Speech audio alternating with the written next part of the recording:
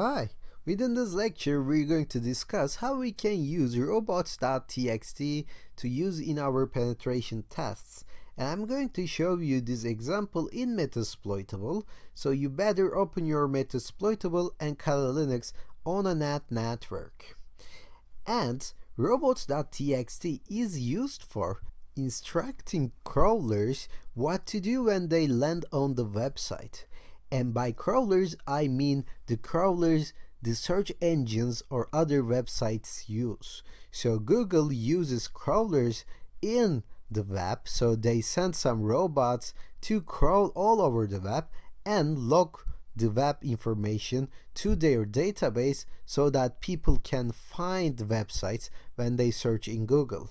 And we can tell these crawlers how to behave when they land our website by using robots.txt, because crawlers will be looking for robots.txt when they crawl on our web page. And this robots.txt can contain some sensitive information sometimes, because they can instruct crawlers not to look at some certain web pages, and we can just try to go into those web pages to see what the website admin is trying to hide from crawlers. Okay? So there is a perfect example in Matilda, and I'm going to show some tools to uncover this robots.txt and then later analyze this content of robots.txt to gather some useful information.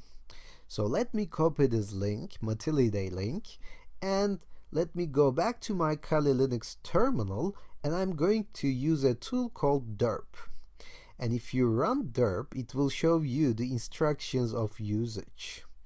So this tool allows us to run a word list attack against a website.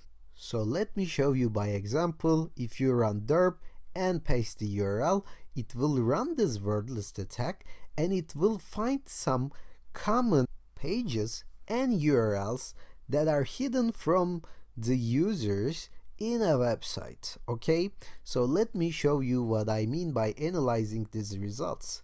As you can see, we have something called Matilda/footer, Matilda/header, so Matilda/index, and maybe it doesn't show a way to go into these folders and files in the web page, but we can find them by searching against this word list. And as you can see, it uses this user shared derp word list common.txt in order to run this word list, and you can supply your own word list to derp as well, but I believe what we have is good enough for us because it found a lot of hidden URLs.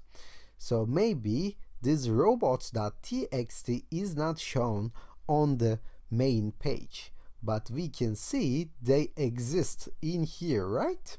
So derp is used for that purpose.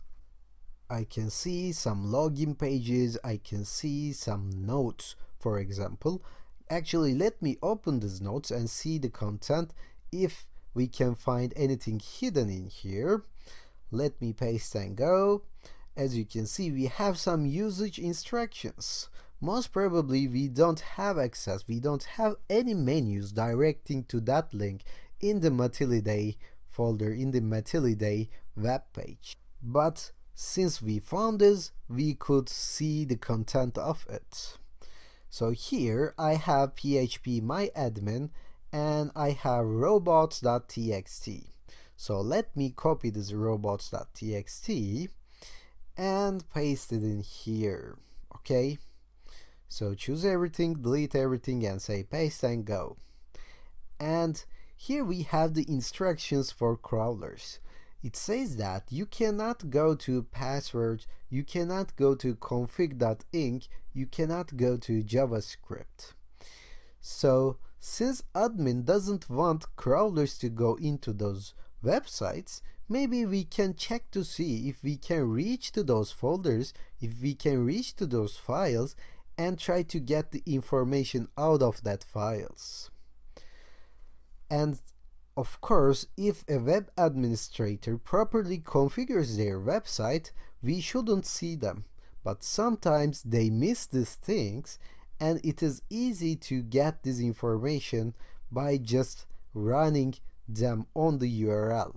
Okay, what do I mean? I can just take this passwords here, okay, and copy it and try to use JavaScript as well, for instance, or documentation as well. But passwords seems to be promising, so I'm going to copy this and I'm going to try and paste this at the end of this Matilda with a slash and hit enter. As you can see, it took us to a folder where I have an accounts.txt.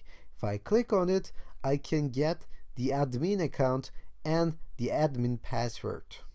So in real life, of course, this isn't that simple. You cannot reach the admin password just by looking into robots.txt. But I have come across so many CTF challenges or so many penetration tests that actually involved usage of robots.txt. This lecture is very important for you to understand. So let me stop here. And within the next lecture, we're going to discuss how we can get the subdomains of a certain web page as well.